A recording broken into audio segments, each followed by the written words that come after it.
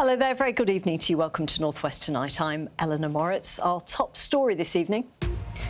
High five from Huxley. A 2-year-old and his parents meet the stranger who saved his life when he was choking in a restaurant. We're lucky that Tom was there, you know. And yeah, he'll always be known as Huxley's hero, because if it weren't for him, we wouldn't have Huxley now. Huxley's family say they owe the lifesaver everything after one of their biggest fears. Also tonight, raids on local mini-marts suspected of being fronts for organised crime gangs in the region. He's staying. Liverpool legend Mo Salah signs a new deal for another 2 years at Anfield.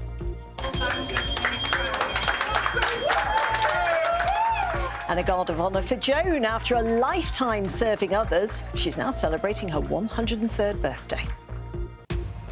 And it's been the last of the glorious days of weather. The change is coming tomorrow, and I'm pretty confident in the forecast. I've been getting tips from weatherman Jim. He's been recording the weather for over 60 years, and we're going to meet him at the end of the programme.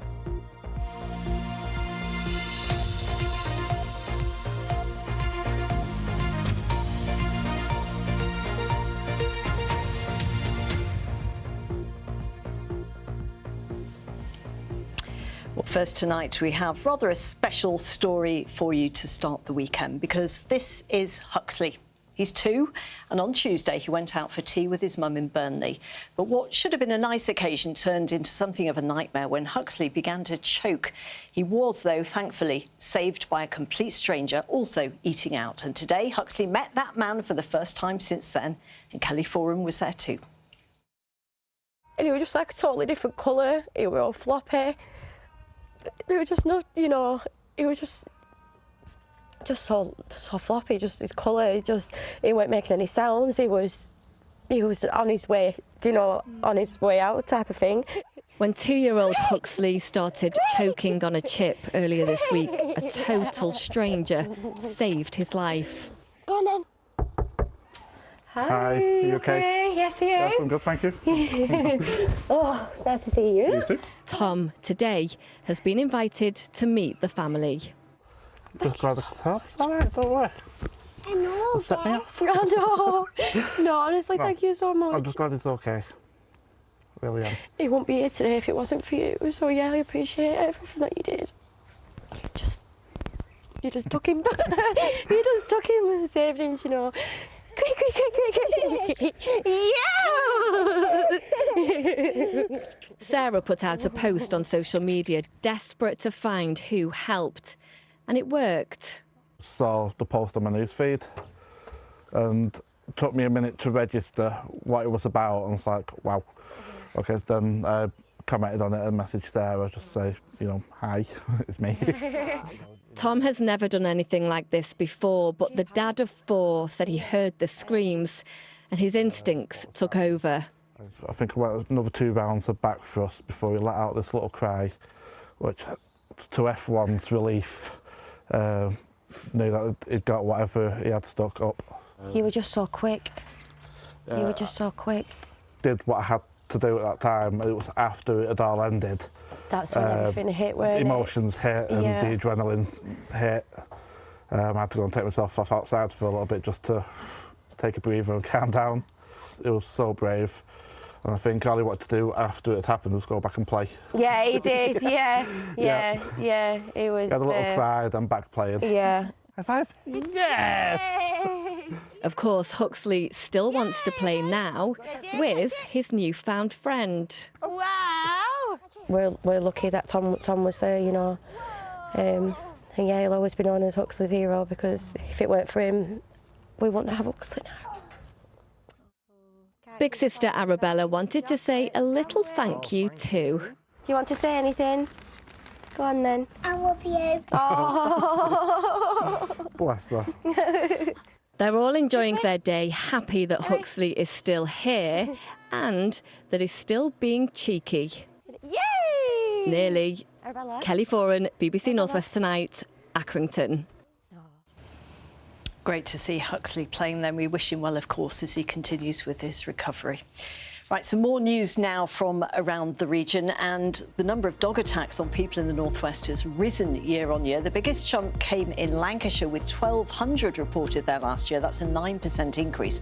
A man in his 80s had died recently in an attack in Warrington. After more than 40 wildfires in Cumbria last weekend, steam trains running along the Cumbrian coast will have to run with a diesel locomotive for the time being, as some of the fires were thought to have been caused by sparks from a passing steam engine. The safety move's been made by Network Rail. And Lancashire's Jimmy Anderson, England's all-time leading Test wicket taker, is to be knighted for services to cricket. He retired from international duty last summer, of course, with 704 wickets, making him the most successful Test match pace bowler. He's been given the knighthood in former Prime Minister Rishi Sunak's resignation honours. We'll have more sports news for you shortly with Julia. Now, you may have seen on the national news earlier that dozens of convenience stores suspected of being fronts for criminal activity have been raided in Rochdale. It was all part of a national crackdown on gangs selling illicit vapes and cigarettes. Now, some of the businesses are also suspected of links to modern-day slavery and money laundering. Our UK editor Ed Thomas went out on the local raids. So you at your RV point? We're on raids in Rochdale with Greater Manchester Police and Dennis from Trading Standards. Taking sort of the high streets over, if you notice. He says certain businesses are booming. It's like 5-6 hairdressers in one row. They seem to be popping up everywhere, from Iranian, Iraqi, Kurdistan. Seem to be sort of the general area, what we're coming across. Their first stop, Yeah, intriguing. a high street mini-mart. The dog is indicating there's something there. And it takes just seconds to find thousands of pounds worth of illegal cigarettes. We could hit this shop every day for a week and we'd still find stuff. It's non-stop. Dennis says there are 20 shops in Rochdale alone just like this. 1 there, 2, 3, Yeah. 4, 5, 6. It dominates this whole high street. And many have multiple secret compartments. So if you can see, those are the sort of concealments as the previous one. These shops are just purely set up to do this. Selling illegal tobacco. But this is a small part of a much bigger picture. We spent weeks on raids across England, Show yourselves! hearing the same stories. Potentially non-payment of tax and national insurance contributions. Legal tobacco's been sold from there? No. Suspected tax evasion, drug dealing and money laundering on our high streets. It's just a hive of illegal activity, from what we can see. How long have you worked here? 2 days, 3 days. 2 days. Even though I saw you last week. Who's the owner? I don't know. You don't know the owner? You don't know who you work for? This man, an Iraqi Kurd, arrived in the UK 4 years ago. What is your status? Visa, working, visa? Immigration officers said although he hasn't been granted asylum yet, he is allowed to work. The danger is because you don't know who's behind these businesses, as the employer doesn't even know who the owner is. And when we try and trace them, they just keep changing. At some mini-marts, staff left as soon as they saw the police coming. The shop is completely empty. There appears to be nobody serving behind the counter. Over the road, the same story. This man was seen at both premises that are suspected of selling illegal cigarettes. When we challenge him, doesn't work here, even though we see him here every day. Outside one of the shops, he approached us laughing. Is this just a joke for you? Is this just a joke for you? I don't know. Well, you know, the police have come in with warrants. I'm not working. Seen you going in. I'm not working here. Where are you from? From Iran. Iran? Yes. Do you think it's serious, the police coming? We'll be laughing and joking about it, same with bin again. So it shows how connected they are. Is it just a game? Yeah. This operation, led by the National Crime Agency, was the first of its kind. But so far, only 10 have faced closure orders. And the majority of places we visited... Here we go. He's the runner. His bag will be full of tobacco. ...were up and running again within minutes of the police leaving. It can get a bit demoralising for our enforcement when you know it's restocking within an hour. 16 tenors. Drugs, money laundering, people trafficking are all growing concerns. Is anybody else here? No, just you. The challenge now is to uncover the international crime gangs suspected of profiting for years on our struggling high streets. Now, there's nothing quite like a trip out in the good weather, but the RNLI is warning tonight that people heading for the seaside aren't prepared enough generally for the tide times. And Mountain Rescue tell us they're expecting almost daily call-outs from now until the end of summer. More from Mairead Smith. The still beauty of the water at West Kirby, but we're being warned the high spring tides can leave people in trouble before they know it. They come in faster than you can walk, so it's really important to understand how to look at a tide table and understand when you should set off and when you should come back, and to do that safely. These two women were rescued after they were cut off by the tide here last week. Here in West Kirby, roughly 2/3 of the call-outs by the lifeboat crew are because people aren't aware that the tide comes in twice every 24 hours. And recent research shows that 50% of the population never look at the tide times before they head to the coast. Over the next week, we've got a number of 8-metre plus tides coming in on the spring. What you don't understand is the water's also coming behind you. So very quickly you can get trapped a bit like Robinson Crusoe when you didn't mean to. If you're out there, the tide coming in can be very scary, especially if it's surrounding you. And if you've got your family with you, it must be even worse. So are the tides on the minds of walkers today? I had a quick look, funny enough, this morning. I think the high tide was around about 11, half 11, something like that. The RNLI have to go out so many times a day, so I think it needs to be probably publicised, perhaps a bit more. We only moved here about 7 months ago, so it was the first time I'd actually seen the tides really come up a couple of weeks back when it got stormy and it was a spring tide. And as temperatures rise, so too does the temptation to cool off. Despite being a strong swimmer, 13-year-old Dylan Ramsey died of cold water shock almost 14 years ago at a disused quarry near Chorley. If you want to go open water swimming, that's not a problem. Just do it where it's organised, do it where your safety is paramount, do it where the correct PPE is in place, where your safety is going to be paramount, where if you get in, you're going to get out. And it's not just water safety we need to be aware of. Mountain rescue teams are braced for a busy time over Easter. From sort of now onwards through the summer, it can be virtually a daily experience across the region to be going and recovering people who are just not prepared, of perhaps being a bit ambitious. Wherever you're walking, or if you're on or near water this weekend, we're asked to put our safety ahead of that perfect pick. If the choice is about taking the last picture or keeping a little bit of battery so you can phone 999 for the Coast Guard, I urge you to do the latter. Mairead Smith, BBC North West Tonight, West Kirby. Certainly some good advice there. Right, let's look at some more stories making the news in the North West, which you can read about online. A young mum is told how ketamine use left her needing a bladder transplant, and she's now urging others to get help. That's on our Lancashire news page. Elsewhere, you can read about how a car with children inside got stuck in the mud on Southport Beach. The driver had allegedly ignored warning signs. And there's also a story about a ban lifted on waste being sent to a landfill site in Lancashire. That's at the centre of complaints over the smell there. All those stories and more on the BBC News website, bbc.co.uk local news, and on the BBC News app, of course, as well.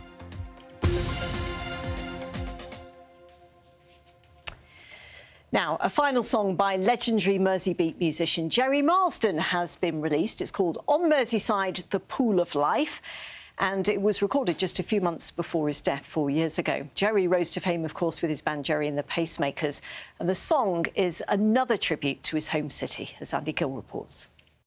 On Merseyside.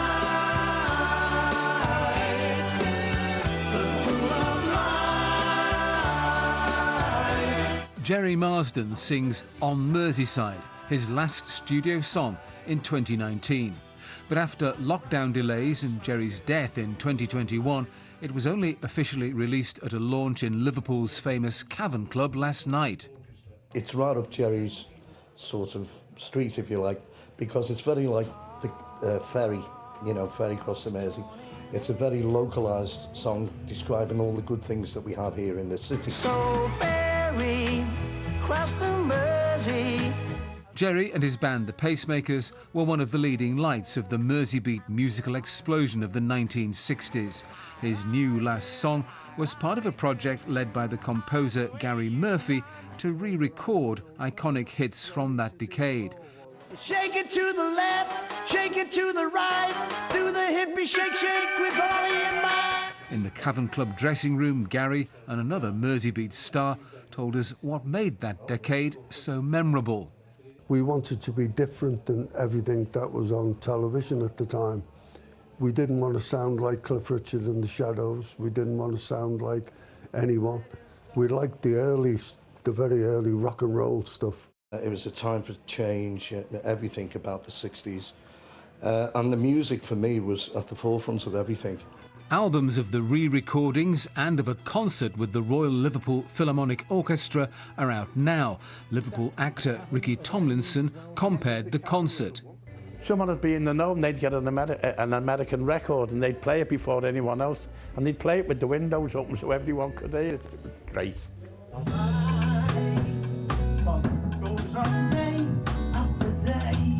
A documentary about the re-recordings and the concert is due out later this year. This was Jerry Marsden's last public performance.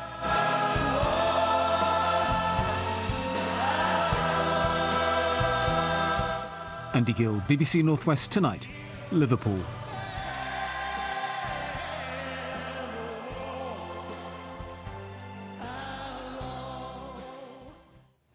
Great music. Right, we have a very special birthday to celebrate tonight. Joan Hardcastle from Lancaster, there she is, has turned 103. She's had an incredible life, dedicating much of it to helping others, and Laurel Bank Care Home were keen to throw her a party. Our own Anna Jameson couldn't turn down the invite. It was bells and balloons for birthday girl Joan. I really do not deserve this. I'm only 103 after all. After enjoying an afternoon tea in Lancaster, residents and staff at Laurel Bank Care Home were keen to join her in the celebrations. Tell us about Joan. What is she like? She is the cheekiest lady we have. She can be naughty. Yeah, she's very funny and she has lots of friends. We do as we are told, because if you don't make a tea right and a toast right, you're in trouble. I imagine you two get up to all kinds of mischief here, am I right? Yeah, we often sit in the top lounge and have a giggle together and have a chat together. It's just lovely, she really is. She's a lovely person. She's had a busy life and she's all those memories still with her, you know, which is great. Her mind's still very strong with her. A lifelong volunteer, Joan first began helping others at the age of 17 during the Second World War. I was an air raid warden, and so we were called out every night. And at that time, I lived in the Birmingham suburbs, so we had quite a horrible time. She has a rare blood type and donated blood to the war effort. I won't regret being old. I can't volunteer to do anything now. After 60 years of dedication to the Royal Voluntary Service, her selflessness was recognised when she was awarded an MBE. A sense of humour gets you through all sorts of struggles. There's a necessity, really, to have a sense of humour. I feel sorry for the ones who go around with a long face. What is your secret, Joan? I don't drink. Are you sure? This is abnormal for me. Happy birthday. Thank you very much. I hope you have a wonderful rest of the day. I appreciate everything people have done today. I just can't believe it.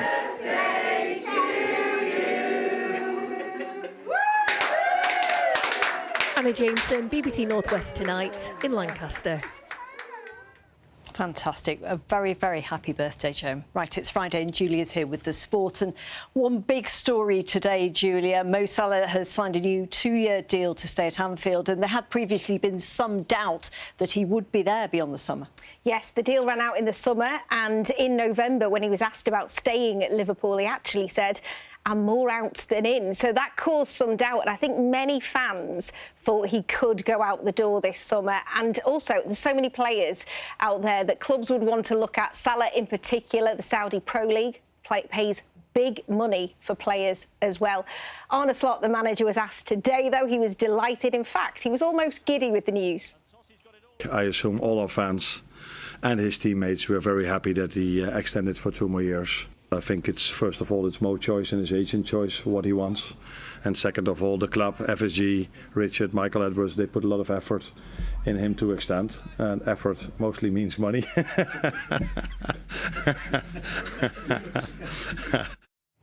Right, well, the manager clearly very happy there. What about the fans? Yes, I think many expected him to go, as we've said. So today, although Liverpool are 11 points clear at the top of the Premier League table, there have been so much focus on these out-of-contract players. So today, the fans are certainly relieved. You can't replace the goals and the assist contributions that he's had. He's been absolutely unbelievable for so many years, and it looks as though he's going to play 10 years at this football club, and he just means everything. He literally is the new king. So that's Mo Salah sorted. Trent Alexander-Arnold, everyone expects to leave for Real Madrid. There is still one outstanding issue, though, for Liverpool. Yes, the captain, Virgil van Dijk, his deal also runs out this summer as well. He has been a huge servant to Liverpool in the 7 years he has been there. He's won everything that you can possibly win, including the Premier League title and the Champions League. So right now, the fans want him to sign as well. I feel like Virgil was the main one for me, to get Virgil to sign, just that stability at the back, and you know, he's not slipping in any of his ability. Him or Mo, to be honest, neither of them have shown any signs of age, and you know, their mentality and their physique, they've both stayed up to the highest quality that they can. So it's just really exciting as a Liverpool fan.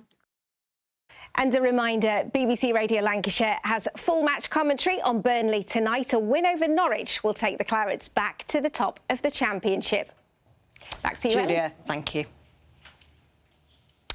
Right now, the latest in our 25 in 25 series. Your suggestions for the places and people that make the North West so special. Well, Kay's picked 25 of them to feature this year. Tonight, she meets someone who could perhaps teach her a thing or two.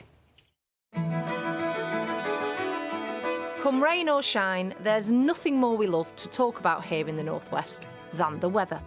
For me, forecasting for my home region is an honour. For 80-year-old Jim Lawson in Preston, recording the weather is a lifelong hobby. This is incredible. I cannot believe that we've got records going back pre-1960. It's unbelievable. Talk to me about one standout weather event. What can you think? Well, in that particular time, that particular book, it would be the very cold winter of 1962-63, particularly January 63. The coldest night for 68 years, 2 Fahrenheit, which equates to about -17. Can you remember writing that one in? Not really, no, but it's certainly stuck up here anyway, the fact that it occurred. What is it about the northwest weather that you like so much? There is a bit more rain. It's nowhere near as dire as I thought it was, and I remember taking part in a survey in 1961, and it turned out that this area of Lancashire was one of the most snow-free in the country. Oh! Yeah, we get remarkably little snow, and what snow there is often melts pretty quickly. No snowmen? No, very few. Do you ever watch me or any of the other North West Night presenters? Oh, most certainly. And do you ever do this? Wrong. She's got it wrong again. You can be honest now, Jim. I'll be honest. Just now and again, but it's very rare. The standard of forecasting overall has, I think, in very recent years, much improved. So, Margaret, come on, what's life really like as the wife of a weather enthusiast? It's quite funny, really, because on New Year's Day, even though we've probably been out till 2 o'clock in the morning, Jim gets up to do a weather reading at 8 o'clock? No, 9 o'clock. 9 o'clock. Does he not ever make you do it? I have asked. No. What kind of response do you get? I love him very much, but the weather readings are something I've never taken up. No. So what's going to happen to these books? I haven't really given it much thought, quite honestly. These are a piece of history. Look at them. Yes, I know. In fact, the mere fact you've been in contact with me has made me think a bit more about what should happen to them, quite honestly. Wow, I think they are incredible. Now that, Kay, is what you call a proper weather forecaster. That's how the pros do it. Jim and Margaret, thank you so much. And of course, if you want to send your suggestions in, nwt@bbc.co.uk. Jim, beautiful weather today, haven't we? The last of the final good weather days after a foggy start. We saw good, decent spells of sunshine. Thank you for sending those photographs in. You can join me on socials if you'd like me to pop yours on the telly. The outlook for this weekend. Low pressure is going to return. It's going to cloud over after a lovely start to the day tomorrow. There will be a few risk of showers towards the end of the day, and then it's going to feel cooler and cloudy on Sunday. And that's all thanks to high pressure clearing out of the way. We're exposed to low pressure systems coming up from the south and then from the northwest, including a cold front, which is why it's going to get much cooler. Through tonight, it's going to be fine to end the day if you are heading out. The winds will stay light and temperatures actually will be milder than they have been of late, dropping down to between about 5 and 7 degrees. Quick look at tomorrow. Beautiful start to the day. Now, will Mandy be able to do Mandy and Jimmy's barbecue tomorrow afternoon? I think you will. It's going to cloud over, but it's for the Isle of Man and coastal parts we're expecting to see some showers. Further inland, looks to stay dry and still 20 degrees. But 13 as we get to Sunday. That's your forecast. Just so we know, we've booked Jim for your day off next week, OK? That's it. Thanks for watching, and whatever you're doing, have a lovely weekend. Bye-bye.